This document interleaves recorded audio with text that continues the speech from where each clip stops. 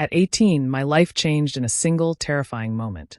I was arrested for assaulting a girl I barely even knew. Her name was Clara Whitman, and suddenly, my whole town treated me like I was a monster. Friends I grew up with avoided me in the hallways, neighbors whispered behind closed doors, and even my teachers looked at me with suspicion. It didn't matter that I didn't do it. Everyone had already made up their mind.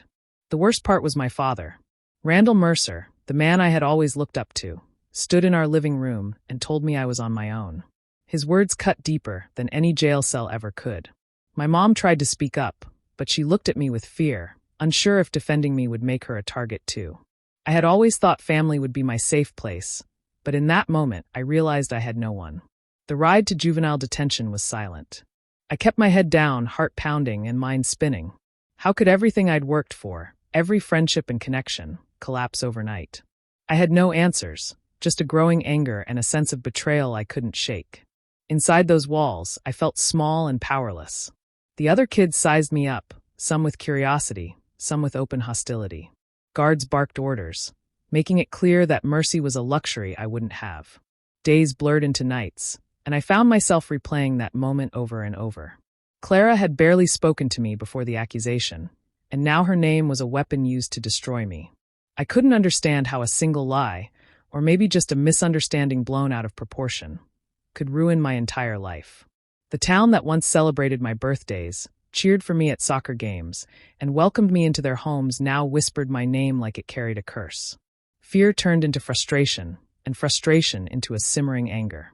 I realized that if I let this break me, I would lose everything, not just my reputation but my sense of self. I promised myself that I wouldn't stay a victim. I would survive this, and one day, I would find a way to reclaim my life. The world thought they had stripped me of everything, but they hadn't counted on me fighting back, not with violence, but with intelligence, patience, and determination. Even behind the bars, even with my father's cold words echoing in my ears, I held on to one thing: the truth. I didn't assault Clara Whitman. I didn't deserve this. And somehow, I knew that when I got out, I would make sure the people who betrayed me would see that. My story wasn't over. It was just beginning, and I wasn't going to let anyone else write the ending. I grew up in a small town where everyone knew each other. I thought I could trust the people around me, neighbors, teachers, friends. We played together, laughed together, and shared secrets. But all of that changed in an instant. After the accusation, I saw how quickly people could turn. Friends I had known for years stopped talking to me. They avoided me in the hallways and whispered behind my back, never once asking if I was innocent. Even Coach Harper, who had always encouraged me, pretended I didn't exist. I had looked up to him, trusted him, and now he acted like I was a stranger. It was shocking to see how fast respect and care could vanish. Every friendly face from my childhood felt like it was hiding something, and every smile seemed fake. The whispers didn't stop at friends or teachers. I started hearing about rumors spreading faster than wildfire. It wasn't just the town. Simon Whitman, Clara's older brother, seemed to enjoy making my life miserable. He told stories that painted me as a criminal, exaggerating details and twisting the truth. I couldn't understand why someone I barely knew wanted to ruin me so badly. I felt completely alone. My world, which had always felt safe, suddenly felt hostile. Every place I went, I could feel people judging me. I remembered times when I had laughed and played freely with neighbors, and now even the familiar streets felt strange and cold. The betrayal hurt more than the arrest itself. I realized that the people I trusted could betray me in a heartbeat. I tried to tell myself it was just confusion, that people didn't know the truth yet, but every lie and every glance made me angrier. The more I saw their reactions, the more I wanted to find a way to prove them wrong. Not just for myself, but to show them that blind trust and gossip could destroy lives. The anger grew quietly inside me, simmering like a fire I couldn't put out. I felt isolated and small, trapped in a world where everyone I cared about had turned against me. The betrayal of friends, the avoidance of teachers, and Simon Whitman's calculated cruelty made me realize I couldn't rely on anyone. I had to find strength within myself, and that anger, as painful as it was, started to feel like fuel. I knew I couldn't stay broken forever. Somehow, I had to take control and show them the truth. Even in that moment of despair, I began to understand something important. Betrayal teaches who your real friends are, and it shows you how strong you can become when you face it alone. I didn't know how yet, but I knew I wouldn't let this be the end of me. I wanted my family to stand by me. After everything that happened, I thought my dad would be the one person who believed in me. I went to him, hoping he would listen, hoping he would tell me it wasn't my fault. But Randall didn't even look me in the eyes. Instead, he blamed me, saying I had brought shame to the family and that he needed to protect his reputation. His words hit harder than any punishment I had faced, and I realized that the man I had always admired didn't care about my side of the story. My mom, Evelyn, was different. I could see the pain in her eyes, the sadness she tried to hide. She wanted to defend me, I could tell, but fear kept her silent. She looked torn, caught between wanting to protect her son and keeping the family intact. I couldn't hold it against her. I understood fear, but it made me feel even more alone. For the first time, I truly felt the weight of being abandoned by my own family. I had trusted them to be my shield, to be my safe place, but that trust was gone. It was a cold, empty feeling, knowing the people who were supposed to love me unconditionally were more concerned about appearances than the truth. I spent hours replaying every conversation, every look from my parents. Each memory reminded me that family ties couldn't protect me, no matter how strong I thought they were. It was a bitter lesson, but it was real. I started to pay attention to everything around me, how people acted, what they said when they thought I wasn't listening. The small ways betrayal had crept into my life. Anger began to settle in, quiet at first, then stronger. It wasn't just about being treated unfairly by strangers or neighbors anymore. It was personal. Those who were supposed to love and support me had turned away, and I couldn't forget it. I started thinking about how to make them see the consequences of their choices, not in a reckless way, but in a way that made them understand what they had done to me. Even in that isolation, I felt a strange clarity. I realized that if I waited for others to fix this, nothing would change. I had to rely on myself, to use my own mind and strength to reclaim my life. The betrayal didn't just hurt me. It ignited something inside me, a need to rise above it, to show the people who abandoned me that I could survive and come out stronger. I began watching carefully, noticing every weakness, every mistake of those who had turned against me. The seeds of revenge were planted, growing quietly in my mind. I didn't know exactly how it would happen yet, but I knew one thing. I wasn't powerless anymore, and I would make sure the people who had hurt me understood the price of betrayal. Life in juvenile detention hit me the moment the doors closed behind me. The air felt heavy, and the noise never stopped. Guards shouted orders without care, and the other detainees looked at me like I didn't belong there, but not in a good way. They didn't see me as innocent or confused. They saw me as weak, someone they could push around if they wanted to. I kept to myself, trying not to draw attention, but even then, it was clear I didn't fit in. The guards weren't much better. They acted like everyone inside was already guilty, like none of us deserved kindness. They talked down to us, ignored questions, and made sure we understood we had no power. Every day felt like a reminder that the world outside had turned its back on me, and now this place was doing the same. Meals were silent. Free time felt tense. I often sat alone, waiting for the hours to pass. I could feel the anger growing inside me, not loud or wild, but cold and steady. I realized that the betrayal from my town had left more damage than I first thought. It had changed the way I viewed people. Trust felt like a luxury I no longer had. Things shifted the day I met Mackenzie Mack Harris. He was older, calm, and unlike the others, he didn't look at me with judgment. He had a quiet confidence that made people respect him. One afternoon, he sat across from me in the yard and said, "You keep staring at the ground like it's going to save you." It was the first time someone spoke to me without anger or suspicion. Mac had been in detention longer than most, and he knew how everything worked. Over time, he started teaching me little things: how to read people, how to avoid trouble before it started, how to stay quiet but aware. He told me that surviving wasn't about being the strongest, but being the smartest. Mac never asked about my case, but he could see the hurt in my eyes. One day, he said, "You can't change what they did to you, but you can decide what you're going to do with the anger." His words stayed with me. Being in that place gave me a lot of time to think. I thought about the people who had turned against me, the lies, the way my life had been torn apart. I started to understand that revenge didn't have to be loud or violent. It could be quiet, sharp, and controlled. Mac taught me that planning was power, and power was something I needed if I ever wanted to take back my life. I made a silent promise to myself. I would make them pay for what they did. Maybe I could do it without breaking the law, Or maybe the line didn't matter anymore. All I knew was that when I got out, I wouldn't be the same scared boy who walked in. I would be someone they could never ignore again. I never expected to learn anything important inside detention, but sometimes the truth shows up in strange places. It started with small whispers. 2 boys were talking in the corner, thinking no one could hear them. They mentioned Clara's name, then mine. At first, I thought they were just repeating the same rumors everyone else believed, but then one of them said something that froze me in place. Clara had lied. I didn't react right away.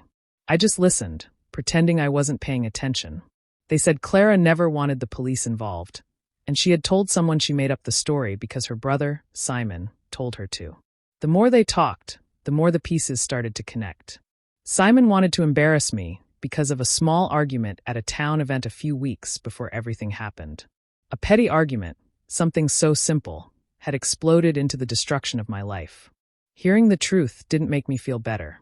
It made everything worse. The anger hit me deep in my chest, sharp and burning. I had lost my freedom over a lie. I had been judged, hated, and abandoned over something that never even happened. Simon wanted to ruin me, and Clara let it happen. She didn't care what it would cost me. I lay awake that night staring at the ceiling, thinking about every person who had turned their back on me. Faces came rushing into my mind. Friends who didn't bother to ask if I was okay, neighbors who avoided me, teachers who pretended not to see me. And of course, my own father, who didn't even give me a chance to explain before pushing me out of his life. I started keeping a list in my mind. Not on paper. Mac warned me never to leave anything that could be found. But in my head, I wrote down every name, every cruel action, every judgmental stare. It wasn't about hurting them just to hurt them. It was about balance. About making sure they felt even a piece of what they had made me feel. The grief was heavy too. I grieved the life I had before the lies. I grieved the trust one once had in people. I grieved the person I used to be, someone who believed that truth always won. Now I knew better. Sometimes lies won, and the only way to survive was to stay one step ahead. But under the grief was something stronger. A desire to fight back, not with fists, but with careful planning. I didn't want to be reckless. I wanted to be precise. Every move had to count. Every action had to be controlled.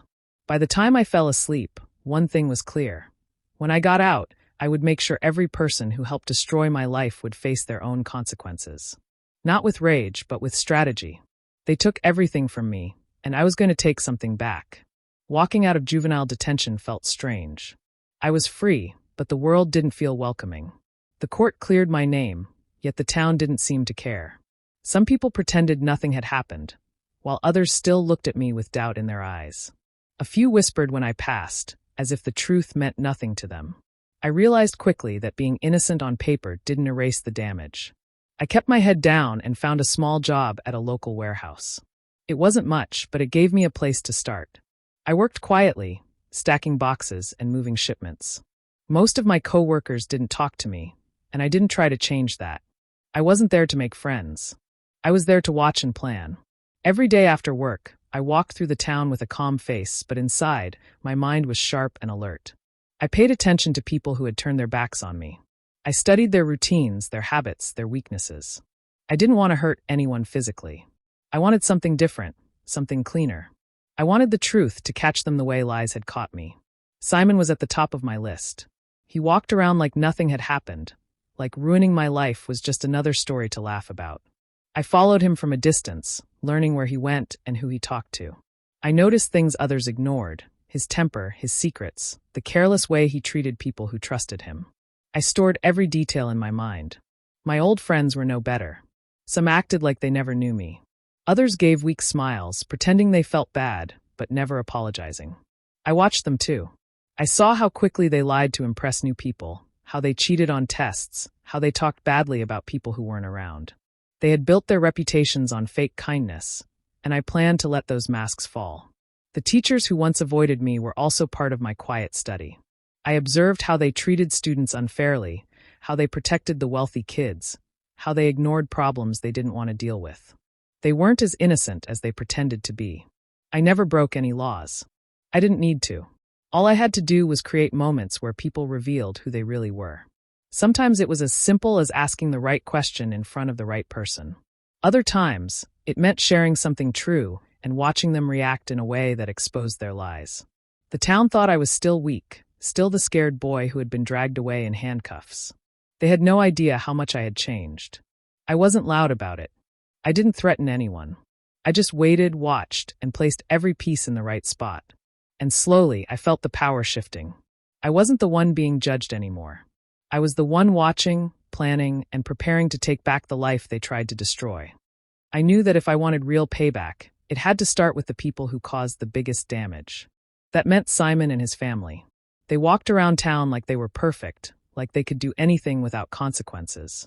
But I had spent weeks watching them, learning their patterns, and I noticed something others didn't. Simon's father wasn't as loyal to his family as he pretended to be. I first saw him one evening near the edge of town. He wasn't alone. He was meeting a woman who was definitely not his wife. They talked quietly, too close, too familiar. At first, I wasn't sure what to do with the information, but then I realized it could be the perfect first move. Not violent, not illegal, just truth in the right place at the right time. I didn't confront him. I didn't record anything or leave evidence that could come back to me. I simply made sure the right people found out. The woman's boss happened to be friends with someone who loved to gossip, and all it took was one comment placed in the right ear. I said it casually, like someone repeating something they heard from someone else. From there, the rumor took on a life of its own, spreading faster than I expected. Within days, whispers about Simon's father were everywhere. People who once praised his family now looked at them differently. His mother found out, and the shock spread through their home like a storm. Simon, the same boy who lied to ruin me, suddenly became the center of attention for all the wrong reasons. His confident, loud voice turned quiet. His proud walk lost its strength. And no one suspected me. I stayed in the background, working at the warehouse, keeping my routine normal. When people talked about the scandal, I listened like everyone else. Not one person connected it to me. That was the victory, striking without being seen. Seeing Simon struggle didn't erase what he did to me, but it gave me something I hadn't felt in a long time: control. I realized I could cause damage without touching anyone, without breaking a single rule. I learned that truth, when revealed at the right moment, could be sharper than any weapon. That small win filled me with a new kind of confidence. I wasn't just reacting anymore, I was planning. Every bit of anger inside me shifted into focus. I understood that revenge didn't need to be messy or rushed. It needed to be smart. And I could be smart. That day, I felt something change inside me. I wasn't powerless. I wasn't the boy everyone turned on. I was becoming someone different, someone careful, someone strategic, someone they could not predict or stop. After dealing with Simon's family, I turned my attention to the others who had dropped me the moment things got hard. These were people who once laughed with me, shared secrets with me, and acted like they cared. But when the lie spread, they didn't hesitate to step away. I didn't plan to hurt them physically. I wanted something different. I wanted their own actions to expose who they really were. I started with the ones who were greedy. A few of my old classmates loved quick money and shortcuts. All I had to do was mention a great opportunity I heard about, a small investment that promised fast returns. I didn't push it. I just planted the idea. They rushed into it without checking anything, and of course they lost money. Not because I scammed them, but because their own greed led them into a trap they created for themselves. When they complained, people just shook their heads, wondering how they could be so careless. It made them look foolish, and I didn't have to lift a finger. Then there were the ones who lived off fear. They acted tough, but inside, they were always hiding something. I made sure their secrets slipped out in small ways. A comment placed at the right moment, a truth shared where the wrong person could hear it. Nothing illegal, just nudging truth into the open. Watching them scramble to protect their image felt like payback without crossing any line. I also exposed the hypocrisy of certain community members. Some adults who had judged me the harshest were not as perfect as they pretended to be. One teacher who ignored me during my worst days was caught gossiping about parents. Another who spoke loudly about good morals was secretly mistreating students. I didn't invent anything. I simply let things be seen. People began questioning them, and their fake reputations slowly cracked. As all this happened, something unexpected occurred. The town's elite, the people who usually ignored kids like me, started noticing me. They didn't know what I was doing, but they sensed I wasn't ordinary anymore. They saw someone quiet, calm, and strangely confident. A person who seemed to know things others didn't. Their curiosity grew, and that curiosity gave me a kind of power I never had before. Meanwhile, everyone else stayed unaware of how much I watched them. I moved through the town like a shadow, harmless, silent, but always there. People talked freely around me, never suspecting I was keeping track of everything. The tension built slowly. Some felt uneasy without knowing why. Others sensed something was changing but couldn't explain it. What they didn't realize was simple. Their lies and actions were finally catching up to them, and I was making sure of it. I knew the time would come when I had to face my father. Randall Mercer had turned his back on me when I needed him the most, blaming me to protect his own image. I waited, watching, planning, and when the moment was right, I went to him. I wasn't angry like I had been before. I wasn't shouting or pleading. I was calm, steady, and ready. He looked at me with the same cold arrogance he had always shown, expecting me to be small and weak. But I wasn't that boy anymore. I took a deep breath and showed him what I had. I had gathered proof of his unethical dealings, documents, records, and details he could not deny. His confident expression faltered when he realized I had everything in my hands. For the first time, I saw fear in his eyes. The man who had once made me feel powerless now understood that the tables had turned. I spoke clearly, carefully, letting him see that I was no longer a child who could be pushed aside. "You thought I was nothing," I said. "But now you see I have power too, and I won't let lies and betrayal go unanswered." He tried to argue, tried to dismiss it, but the proof was undeniable.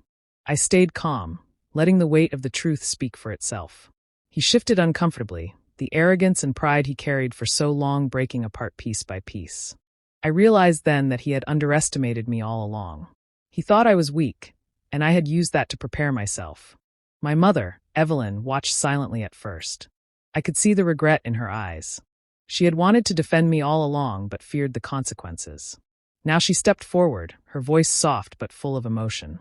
She apologized for not acting sooner and for letting me face the world alone. Her words didn't surprise me. I had expected them. I nodded, acknowledging her sorrow but keeping my composure. I wasn't looking for comfort or forgiveness. I wanted her to see that I had grown stronger, that I had learned to stand on my own. The confrontation didn't last long. I didn't yell, I didn't cry, and I didn't threaten. I simply showed them the truth, held my ground, and let them feel the weight of their choices.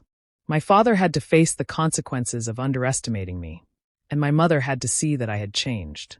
When I walked away that day, I felt a calm I hadn't felt in years. I didn't need to punish them further. I didn't need to prove myself with anger. They had finally realized that the boy they once dismissed was gone. In his place stood someone strong, smart, and unshakable. A person who would never allow betrayal to define him again. I saw Clara Whitman again on a quiet afternoon.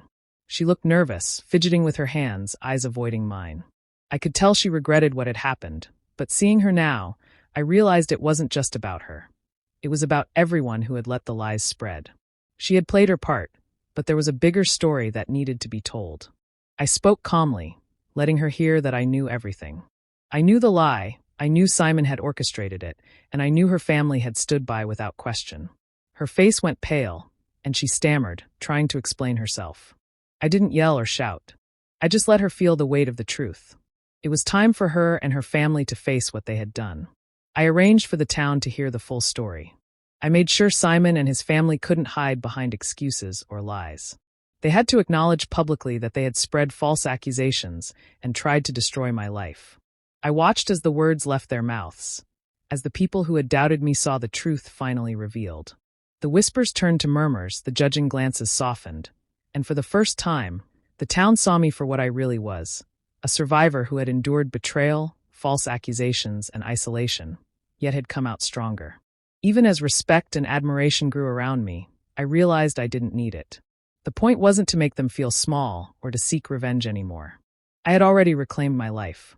I had already shown that I wasn't the powerless boy everyone assumed. My actions spoke louder than any words, and the truth had been made clear without me lowering myself to anger or cruelty. Walking away from the confrontation, I felt a freedom I hadn't known before. I didn't need approval, forgiveness, or praise. The people who had hurt me had seen the consequences of their choices, and that was enough. I had my power back, my identity intact, and a future that wasn't defined by anyone else's lies.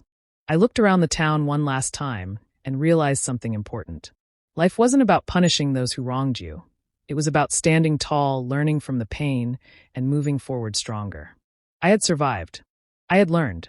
And now, nothing could take away what I had earned for myself.